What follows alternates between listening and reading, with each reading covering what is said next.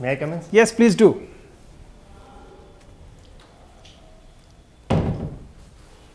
Please take your seat. Thank you, sir. Karan Singh. जी sir. Karan, ये covid protocol के चलते हम लोग मास्क में हैं। अगर आप मास्क में कंफर्टेबल हैं तो वेरी गुड, मैं एक बार आपका चेहरा देख कर आप दोबारा मास्क लगा सकते हैं, और अगर आप बिना मास्क के बात करना चाहते हैं तो यूँ तो डिस्टेंस काफ़ी है, आपको फैसला लेना है। जी, आप कंफर्टेबल हैं? जी सर। तो फिर शुरू करें। जी चलिए, सबसे पहले मैं चाहता हूं कि आप अपना परिचय बोर्ड मेंबर्स को दें, पता लगे कि आप कहां से आ रहे हैं, आपकी शिक्षा दीक्षा क्या है। जी सर, मेरा नाम करण सिंह है। मैं जयपुर ज़िले के कोटपुतली कस्बे का रहने वाला हूं। मैंने 12वीं और ग्रेजुएशन कोटपुतली से करने के बाद मेरी नियुक्ति केंद्रीय विद्यालय संगठन में प्राथमिक शिक्षक के रूप में हुई। उसके बाद आरपीएससी के द्वारा प्राध्यापक पद पर मेरी नियुक्ति राजस्थान में कोटपुतली में हुई है, और 2012 से मैं प्राध्यापक के रूप में यहीं पे कार्यरत हूँ कोटपुतली। आप पहले केवी में पीआरटी थे? जी सर। उसके बाद आप राजस्थान गवर्नमेंट में पीजीटी हैं? जी सर। पीजीटी वाली ही पोजीशन है जो लेक्चरर होती है? बिल्कुल। और ये कब से हैं आप? 2012 से। आपने मेंशन किया है कि आपका राजस्थान पब्लिक सर्विस कमीशन में भी चयन हुआ है? जी सर। वो यही चयन है जो पीजीटी थे या कोई और ने पद? उसके बाद सर मैंने आरएएस परीक्षा 2013 और 2016 में दी थी। तो 2016 में मेरी रैंक 387 रही थी। क्या मिला आपको? सर अलाइड सर्विसेज में food and civil supply inspector के रूप में मेरी। तो आपने ज्वाइन किया कि नहीं किया? नहीं सर, मैंने ज्वाइन नहीं किया। आपने शिक्षा के क्षेत्र में ही रहना पसंद किया? जी सर। इसकी वजह ये थी कि आप आगे के चांसेस के लिए समय देना चाहते थे, या ईमानदारी से शिक्षा आपको पसंद आई है? सर इसमें दोनों ही बातें हैं। एक तो जो स्कूली शिक्षा में मेरा लंबा अनुभव रहा था, तो मैं वहाँ बिल्कुल कंफर्टेबल था। इसके अलावा जो food and civil supply inspector की जो जॉब थी, तो वो मेरे पद के हिसाब से भी और आपको नीचे आना पड़ रहा था। जी जी। क्या पे स्केल था उसमें? उसका सर 3600 ग्रेड पे था, जबकि आप ऑलरेडी 4800 में। जी सर। सेंसिबल बात है कि आप क्यों आएंगे। आपके वाइस प्रिंसिपल बनने में कितना समय है अभी? सर वाइस प्रिंसिपल की पोस्ट तो नहीं होती है, हालांकि मैं अभी विद्यालय इंचार्ज के रूप में अपने स्कूल में कार्य कर रहा हूँ। तो आप प्रशासनिक अनुभव भी आपके पास है? हाँ, शायद 2 या 3 साल में प्रमोशन हो सकता है। हो सकता है, गुड। तो you appears to be a content teacher, ऐसा लग रहा है कि आप संतुष्ट किस्म के शिक्षक हैं। जी सर। चलिए, तो शिक्षा पे थोड़ी बात करते हैं। आप तो केवी केंद्रीय विद्यालय जैसी जगह से आए हैं, गंभीर जगह शिक्षा के क्षेत्र से। मुझे बताइए कि स्किनर और पावलो के अधिगम सिद्धांत में क्या अंतर है? लर्निंग थ्योरीज पढ़ी थी? जी सर। याद है या भूल गए? कोई बात नहीं, ईमानदारी से बता सकते हैं, ऐसी कोई चिंता की बात नहीं। शिक्षा मनोविज्ञान से कुछ याद है? शिक्षा दर्शन से कुछ याद है? स्कूल ऑर्गेनाइजेशन से कुछ याद है? सर थोड़ा बहुत जो मैं याद कर पा रहा हूँ कि जो पावलोव ने जो क्लासिकल कंडीशनिंग का सिद्धांत है, शास्त्रीय अनुबंधन का सिद्धांत उन्होंने दिया था। उन्होंने शायद कुत्तों के ऊपर कुछ एक्सपेरिमेंट किया उनके था। एक्सपेरिमेंट में और उन्होंने जो ये कहा था कि जो घंटी का एक्सपेरिमेंट उन्होंने किया था कि अगर जो घंटी है वो बजती है और उसके बाद उसको खाना दिया जाता है, तो वो दोनों के बीच में कंडीशनिंग कर लेते हैं। जी जी जी। स्किनर का सिद्धांत इससे कुछ अलग था सर। स्किनर याद नहीं, अगर थोड़ा सा हिंट देता हूँ। नहीं, वो ऐसा स्टिमुलस रिस्पॉन्स और रिस्पॉन्स स्टिमुलस थ्योरी होती है, पर कोई बात नहीं, छोड़ दीजिए, कोई फ़र्क नहीं पड़ रहा। आप फिलहाल बता रहे हैं कि आप आप प्रभारी हैं अपने स्कूल में। जी सर। मुझे बताइए कि कोई ऑडिटर जब स्कूल में आता है तो वह कौन से 3 दस्तावेजों की मांग सबसे पहले करेगा? सर एक तो जो संस्थापन का जो रिकॉर्ड होता है तो उसको देखता है। इसके अलावा जो फाइनेंस से संबंधित जो एसडीएमसी जो एक कमेटी बनी होती है उसके माध्यम से जो खर्चा किया जाता है, तो उनको जो फाइनेंस रिकॉर्ड है जो उसको देखता है। और इसके अलावा जो भी जो लेन देन होता है, खरीद फरोख्त होती है, तो उसके बारे में। आप किस विषय के पीजीटी हैं? इंग्लिश से सर। चलिए, उस पर तो बातचीत होगी। मेरी तरफ से आखिरी सवाल, आप कोटपुतली से आते हैं? जी सर। ये विचित्र सा नाम क्यों है जगह का? क्यों रखा गया कोटपुतली नाम? क्या इतिहास है? जी सर, कोट का मतलब एक किला होता है, तो जो खेतड़ी रियासत थी तो उसी के तहत ये आता था। तो उसमें जो कोट एक गढ़ था, एक किला था, और उसके बगल में एक पुतली ग्राम था। तो कालांतर में जो कोट, जो किला, जो गढ़ और जो पुतली ग्राम था, वो दोनों कालांतर में मिक्स हो गई और इसका नाम एक कस्बा बनने के बाद कोटपुतली दे दिया गया। ठीक सर। करण सिंह जी, जी सर। आप ये बताइए, आपने अपने अभिरुचियों में लिखा है कि रीडिंग सेल्फ हेल्प बुक्स, यानी ऐसी पुस्तकें जो स्वयं की मदद स्वयं करती हैं, इसका क्या अर्थ रहा? जी सर, जो सेल्फ हेल्प बुक होती हैं उसमें जो राइटर होता है उसका उद्देश्य ये होता है कि किसी स्पेसिफिक प्रॉब्लम के बारे में अपने रीडर्स को सॉल्यूशन देता है, तो इसी उद्देश्य से लिखी जाती है। और इसमें जैसे मुझे मान लो फाइनेंस के बारे में अगर कुछ पढ़ना है या डिसिप्लिन के बारे में पढ़ना है, मैनेजमेंट के बारे में पढ़ना है। भारतीय इतिहास में शिक्षा का एक टर्निंग पॉइंट कब माना जाता है? भारतीय इतिहास में मैं स्पेशली ब्रिटिश टाइम की बात करूंगा, इस समय शिक्षा का एक नया आयाम, नया पायदान स्टार्ट होता है, वो कब होता है और क्या है वो? सर मैकाले की जो शिक्षा नीति जो लेके आए थे, तो शायद वहाँ से मैं मानता हूँ कि जो शिक्षा में एक नया परिवर्तन शुरू हुआ। आप शिक्षक होने के नाते वहाँ शायद नहीं कर सकते हैं। Sorry sir. आपने अपनी योग्यता बताया, विशेष योग्यता, और इंग्लिश लिखा है उसके नीचे। मैं एक सेंटेंस बोलता हूँ, आप उसको इंग्लिश में ट्रांसलेट करिए। जी सर। राम के सभी बाल काले हैं, केवल 4 बाल सफ़ेद हैं। Sir would you please repeat? Ram के सभी बाल काले हैं, केवल 4 बाल सफ़ेद हैं। Please translate in English. All the hair of Ram is black except 4 are white. I think white is not a proper word, it is known as grey. Grey. Sorry sir. Okay. Grey. मुझे बताइए कि बच्चों को जी। आप अपने स्तर पर किस एक इनोवेशन के साथ ले जाना चाहेंगे ताकि बच्चे सीखने में ज़्यादा तत्परता दिखाएं आपके स्कूल के हिसाब से? सर मुझे लगता है कि अगर एक्टिविटी बेस्ड टीचिंग हम अडॉप्ट करते हैं जिसमें बच्चे इन्वॉल्व हो पाते हैं तो वो तरीका ज़्यादा कारगर होता है बच्चों को सीखने में। एक सामान्य सेंटेंस आता है, भाई बिन होत ना प्रीत। जी क्या शिक्षक को इस पद्धति पे काम करना चाहिए? सर वर्तमान परिप्रेक्ष्य में अगर हम बात करें तो मुझे लगता है कि इसकी वर्तमान में ज़्यादा आवश्यकता नहीं है और हम एक मोटिवेशन के माध्यम से और प्रेम उनको दे करके और उनको थोड़ा एनकरेज करके हम ज़्यादा उनको सीखने के लिए। आपको नहीं लगता है कि अगर आप एसडीएम बन जाते हैं तो एक बहुत प्यारा सा जो पीछे आपने सेटअप तैयार किया बच्चों के लिए, बच्चे उससे वंचित हो जाएंगे? सर अभी फ़िलहाल मैं एक स्कूल तक सीमित हूँ और बच्चों से मेरा लगाव है, शिक्षा में मुझे मैं एंजॉय करता हूँ, लेकिन एसडीएम बनने के बाद मेरा दायरा विस्तृत हो जाएगा। पिछले 5 दिनों में कोई ऐसी घटना घटी हो जो वैश्विक पटल पर बहुत मायने रखती हो, बताइए। आर्थिक मामलों किसी की भी बता सकते हैं। एक तो जो RCEP जो एग्रीमेंट हुआ है तो उसमें इंडिया बाहर रहा है और 15 देशों ने ये एग्रीमेंट किया है, रीजनल एग्रीमेंट। बिल्कुल। अब बाइडन जब राष्ट्रपति अमेरिका के हैं तो भारत पे इसके पॉजिटिव या नेगेटिव इफेक्ट क्या आ सकते हैं? सर बाइडन भारत के साथ बाइडन के हमेशा से एक अच्छे संबंध रहे हैं और 2010 से 2012 से वो जो जब वो वाइस प्रेसिडेंट थे तो उन्होंने भारत के साथ अच्छे संबंध निभाने में महत्वपूर्ण भूमिका निभाई और जो न्यूक्लियर डील थी और सैंक्शंस लगे थे। चलिए, आज के दिवस की कोई खास विशेषता? सर ओके, चलिए सर। करण जी। जी सर। जयपुर से कोटपुतली लगभग 100 किलोमीटर है। जी सर।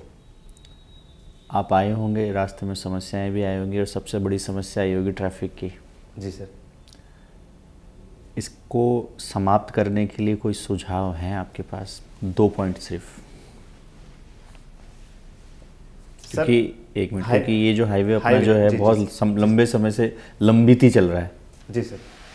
सर इसमें 2 समस्या मुझे दिखाई देती है। एक तो जो रोड जो सर्विस रोड्स हैं और उसके अगल बगल में जो ट्रैफिक जो खड़े कर देते हैं, जैसे विशेष रूप से ट्रक्स शाहपुरा में भी और जो जितने भी कस्बे आते हैं मनोहरपुर में भी, कोटपुतली में, तो ये बहुत बड़ी समस्या है। इसके कारण एक्सीडेंट्स भी बहुत ज़्यादा होते हैं। और दूसरा जो टोल जो प्लाजा है वहाँ पे जाम लगता है क्योंकि लंबा जो है वो, जबकि फास्टैग की सुविधा है, हाँ, लेकिन वो शायद उतनी कारगर अभी नहीं। मेरे ख्याल से गुजरने में आधे से पौन घंटा भी लग जाता है। बिल्कुल सर। तो एक पॉइंट आपने मुझे बताया कि जो आसपास जो ये कस्बे हैं वहाँ पे गाड़ी भी खड़ी कर दी जाती है, इनको हटाया जाए। तो बहुत दिनों से, लेकिन मुझे नहीं लगता कि, और आपको भी नहीं लगता वो कि हटेंगे, क्योंकि वहाँ पर कुछ शॉप्स हैं और वो आजीविका के साधन है। जी सर। ठीक है, चलिए सर, वो हटना चाहिए मेरे हिसाब से। हटना तो चाहिए, बिल्कुल सर। अगर चाइना होता तो शायद हट जाते। नहीं सर, इंडिया में भी अगर हम प्रयास करें तो हट सकते हैं। अच्छा, ठीक है। अभी 15वीं वर्षगांठ मनाई है हमने सूचना के अधिकार, तो राजस्थान सरकार ने जो पोर्टल बनाया था उसकी क्या विशेषताएं, जो महाराष्ट्र भी उसको अपनाने की सोच रहा है और कर्नाटक जैसे भी राज्य अपनाने की सोच रहे हैं, उसकी क्या विशेषता है?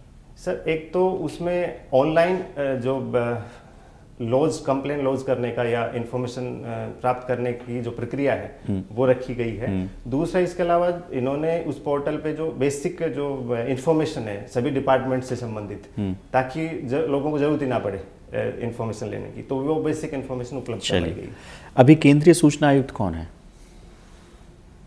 सर, शायद यशवर्धन सिन्हा है। पहले सूचना आयुक्त कौन थे? पहले का ध्यान। चलिए, एक चीज़, गांधी जी ने एक ट्रस्टीशिप का सिद्धांत दिया था। जी सर। क्योंकि अभी अपनी गहलोत गवर्नमेंट ने गांधी जी के ऊपर बहुत सारे प्रोग्राम भी आयोजित किए हैं ना, क्या गांधी जी का ट्रस्टीशिप आज भी प्रासंगिक है? अगर हाँ तो कैसे, और हम उसको कैसे अप्लाइड कर सकते हैं, न केवल राजस्थान, इंडिया और वर्ल्ड के लेवल? सर, बिल्कुल आज भी प्रासंगिक है। उनका ये मानना था कि जो समाज की जो भी संपदा है, जो भी संपत्ति है, उसका कोई भी जो कॉरपोरेट सेक्टर के जो मालिक हैं, जिनके पास पूंजी है, वो उसके सिर्फ ट्रस्टी हैं। वो मूलतः समाज की पूंजी है और उसको इस हिसाब से यूज करना चाहिए कि मिनिमम अपनी रिक्वायरमेंट है वो अपनी पूर्ति कर ले, उसके बाद वो समाज के हित में वो खर्च करे। और इसके लिए CSR का कॉन्सेप्ट भी सरकार के द्वारा लाया गया। इसका मतलब आप ये कह रहे हैं कि अभी भी आर्थिक असमानता है? बिल्कुल सर। ठीक है। न्याय के स्तर पर ट्रस्टीशिप का सिद्धांत क्या कहता है? न्याय के स्तर पर सर मैं थोड़ा सा गैस कर सकता हूँ। चलिए, थोड़ा सा एक लाइन में गैस करके बताइए। कि सभी को, समाज के सभी वर्गों को न्याय मिले। चलिए, एक लास्ट, आप एक अध्यापक हैं, आपके स्कूल में सपोज करिए 25 विद्यार्थी हैं, आप उन 25 विद्यार्थियों को कोटपुतली से लेकर अपने अलवर के पास गए कहीं घुमाने के लिए। जी सर।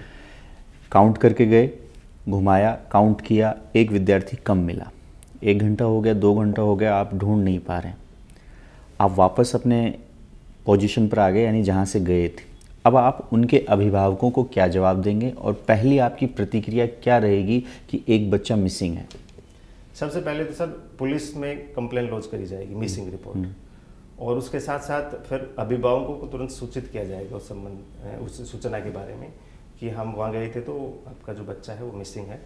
हालांकि हम प्रयास कर रहे हैं और पुलिस को रिपोर्ट कर दी गई है, तो वो हम बताएंगे। इसकी जिम्मेदारी किसकी रहेगी पूरी? जिम्मेदारी तो जो शिक्षक साथ में एस्कॉर्ट के रूप में गए हैं उन्हीं की है।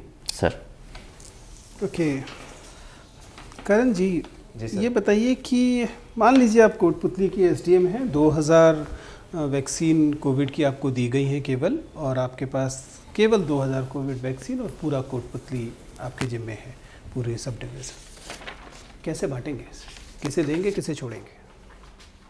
सर, इसके लिए सबसे पहले तो जो वल्नरेबल ग्रुप्स हैं और जो कोरोना वॉरियर्स हैं, तो उनको देना मेरी प्राथमिकता रहेगी। जो इसके लिए आप ये जो पॉलिसी आप बता रहे हैं, ये पॉलिसी जो शुरुआत में वेंटिलेटर्स दिए गए थे उसकी पॉलिसी के एकदम उलट है। जब वेंटिलेटर्स सीमित थे अमेरिका में, यूरोप में, भारत में भी, खासतौर से अमेरिका और यूरोप में, तो वेंटिलेटर्स कम थे, और वेंटिलेटर्स जब देने होते थे तो कहा जाता था कि बुजुर्गों से वेंटिलेटर लेकर युवाओं को दे दिए जा रहे थे, क्योंकि बुजुर्गों के बचने की संभावना वैसे भी कम हो रही थी। आप लेकिन उल्टा कर रहे हैं, आप कह रहे हैं वल्नरेबल सेक्शन को पहले दे दो। वल्नरेबल सेक्शन को पहले देंगे, वैक्सीन सब खत्म हो जाएंगी और अंततः वो पता नहीं बचेंगे कि नहीं बचेंगे। सर, यहाँ पे मेरा ये मानना है कि जो युवा होते हैं तो उनकी इम्यूनिटी इतनी स्ट्रांग होती है, तो वो हल्का इन्फेक्शन होता है तो वो उसको सर्वाइव कर लेंगे। नहीं, युवाओं को तो बाद में देंगे, लेकिन फिर भी बीच में 2000 तो बहुत कम है ना, 2000 तो आपके रिश्तेदारी में ख़त्म हो जाएंगे। नहीं सर, रिश्तेदारों को प्राथमिकता नहीं दी जाएगी। उसमें जो वल्नरेबल मतलब जो बहुत ज़्यादा बीमार हैं, डायबिटिक पेशेंट हैं और जो बुजुर्ग हैं उनको दिया जाएगा। दूसरा जो इस फ्रंट पे काम कर रहे हैं, जो लगातार कांटेक्ट में हैं, तो उनको दिया जाएगा। चलिए कोई बात नहीं। करण जी ये बताइए कि ये राजस्थान में आमतौर पर हम पुरुषों पर ये आरोप लगाया जाता है कि हम बहुत सामंती प्रवृत्ति के लोग। राजस्थान की पूरी प्रकृति सामंती है, फ्यूडल है और स्त्री विरोधी होते हैं। मैं यकीन करना चाहता हूँ कि आप ऐसे नहीं हैं, लेकिन मुझे बताइए कि मेरे इस यकीन को पुष्ट करने के लिए आपके पास क्या प्रमाण है? सर, अभी NCRB की जो रिपोर्ट आई है उसमें राजस्थान रेप के मामलों में सबसे ऊपर है। तो और सामंतीवादी सोच और पैट्रियार्कल सोसाइटी हमारा रहा है, इसको मैं ईमानदारी से एक्सेप्ट करता हूँ, लेकिन इसमें काफ़ी सुधार हुआ है। नहीं, but I am talking about you. Tell me personally, you are a gender sensitive person. Tell me reasons where I can believe that you are someone who can be trusted when it comes to patriarchy, that you if you have not become free of it, you at least is a more gender sensitive person. Sir बिल्कुल, मैं इस patriarchal mindset को बिल्कुल नहीं मानता हूँ, और चूंकि मेरी शिक्षा दीक्षा हुई है, जिस समाज से मैं निकला हूँ, तो उसमें इस तरीके का घर पे भी मैंने कोई इस तरह का माहौल नहीं देखा गया जहाँ पे इतना ज़्यादा भेदभाव किया जाता हो।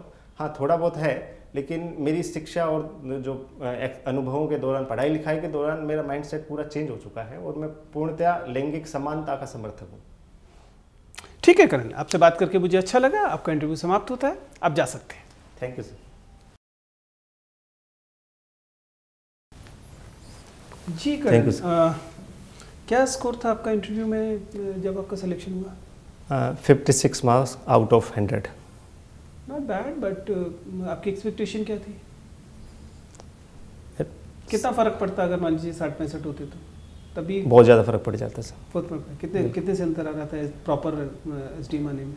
STM वाले में तो सर उतना नहीं हो पाता, लेकिन RPS और जो अकाउंट सर्विसेज है वहाँ तक शायद 5-10 नंबर से फ़र्क पड़ जाता। ओके करण, अच्छे कैंडिडेट हैं definitely. You are through mails, so you already understand. आप खुद ही देख सकते हैं, आपको खुद ही अनुमान होगा कि किन एरियाज़ में आप ठीक कर रहे हैं, कहाँ पर कुछ और प्रयास किया जा सकता है। सामान्यतः मुझे अच्छा लगा। जिन चीज़ों पर आपको सावधान रहने की ज़रूरत है वो केवल मैं बताऊंगा, बाकी चीज़ें अपन चीज़ें अच्छी हैं। आपका कम्युनिकेशन फ्लो अच्छा है, आपका बैठने का तरीका ठीक है, नॉलेज बेस ठीक है, analysis is also good, you appears to be a sensitive person. Normally जो चीज़ें हैं वो अपनी जगह पर हैं। जिन चीज़ों से आपको लड़ना है, जिन चीज़ों में थोड़े से सुझाव मैं देने की कोशिश, उसमें से पहली चीज़ तो you need to understand that you will be fighting against certain prejudices. ठीक है ना, कुछ पूर्वग्रहों से आपका सामना होगा। आप शिक्षक हैं, आपकी उम्र अब उस तरफ जा रही है जिस तरफ माना जाता है कि भाई जब हमें 20-25 साल का व्यक्ति मिल रहा है तो हम क्यों 40 साल के व्यक्ति को लें।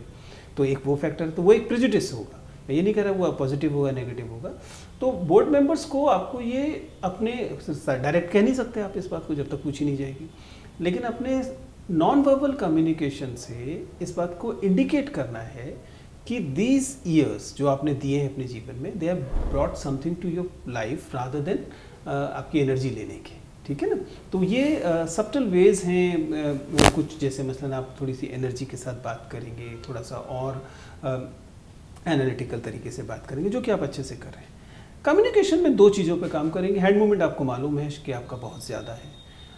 देखिए, हम टीचर्स के साथ ये परेशानी हमेशा होती है कि हम लोगों को जैसे ही कोई ऑडियंस मिलता है हम क्लासरूम मानना शुरू कर देते हैं। ये प्रवृत्ति नॉर्मली होती है, मतलब मुझ में भी है, ऐसा नहीं कि, लेकिन उस आधे घंटे 20 मिनट कंट्रोल कर लीजिए। आपके सामने बैठे हुए बोर्ड मेंबर्स आपके विद्यार्थी नहीं हैं, ये आपके स्कूल के शिक्षक नहीं हैं जिन्हें आपको कन्विंस करना है। इसलिए उसमें थोड़ा सा पोलाइटनेस लेकर आएंगे अपनी बात में, और हैंड मूवमेंट को रेस्ट्रिक्ट करेंगे। और मैं हमेशा कहता हूँ ये जानने की कोशिश कीजिए कि बोर्ड मेंबर की मंशा क्या है। सवाल क्या है तो अपनी जगह वो तो कोई भी व्यक्ति जानेगा ही, लेकिन उसकी मंशा क्या, वो सुनना क्या चाहता है, और पहले सेंटेंस में या ज़्यादा से ज़्यादा दूसरे सेंटेंस में उस बात को डिलीवर कीजिए। फिर जब आपसे व्याख्या की अपेक्षा रखी जाए या पूछा जाए तब व्याख्या कीजिए। बोर्ड मेंबर की प्यास जो है वो पहले सेंटेंस दूसरे सेंटेंस में पूरी हो जानी चाहिए कि ये जो मैं जानना चाहता था ये इसने बता दिया। सर ने पूछा, आपने तुरंत कहा RCEP, सर को आपको तुरंत पता लग गया होगा सर को जो चीज़ चाहिए थी वो मिल गई। जी सर। ठीक है ना। अब शिक्षक होने के नाते ये पता भी लग जाता है कि आंखें देख के पता लग जाता है कि जो चीज़ चाहिए थी वो मिली कि नहीं। तो उस चीज़ का इस्तेमाल कीजिए, कोशिश कीजिए कि टीचिंग मोड में ना दिखे, नहीं तो बोर्ड मेंबर के दिमाग में पता क्या आएगा, ठीक है टीचर, और टीचर में जो सबसे अच्छा हो सकता है कर ही रहा है, क्यों हटाओ इसे। ठीक है ना। गेस्चर्स और पोस्चर्स और बॉडी लैंग्वेज से ना दिखे, थोड़ा सा बॉडी लैंग्वेज में और उसमें थोड़ा सा डेमोन्स्ट्रेटिव की बजाय थोड़ा सा जिसे हम ये तो नहीं कहती अनइक्वल कम्युनिकेशन है, सबमिसिव। हाँ, थोड़ा सा इसे लगे कि you are willing to listen rather than speaking. Okay sir, ठीक है ना। That is the only thing, everything else is in place. बैठते समय आप अपने कोट को खोल सकते हैं, वो ज़्यादा फॉर्मल दिखाई देता है, अदरवाइज क्या होता है ये जगह ऐसे उठ जाती है जो कि ध्यान अलग से जाता है। खोल के ही रखें। बैठते समय खोलना नॉर्मली ये नॉर्म भी माना जाता है, खोल के ही अंदर आए। देखिए एटिकेट ये कहता है कि आप कम से कम एक बटन लगा कर आएँ, क्योंकि चलते समय आपको नहीं आना चाहिए। आप विश करें, बटन को खोलें और बैठ जाएं, लेकिन इसका बहुत अच्छे से अभ्यास कर लीजिएगा, अदरवाइज क्या होता है कई बार आप उलझे रह जाते हैं, विच इज़ नॉट गुड। ठीक है ना। उस पर आप थोड़ा सा काम कर सकते हैं। बाकी जनरली अच्छा आप वाइज तरीके से नॉर्मली करें, बस टीचिंग मोड से थोड़ा सा बचेंगे। ठीक है। All the best. Thank you.